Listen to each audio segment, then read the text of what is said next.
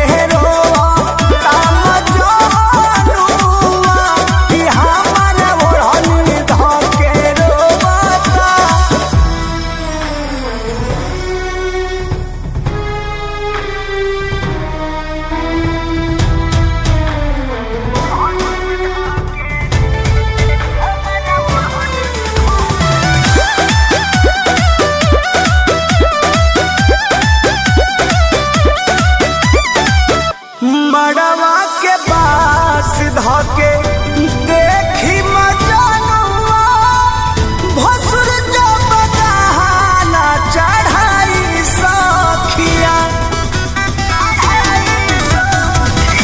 देखियो पर फिगर काटे लगी जीगर ओखिया न ओखिया मिलाई सखिया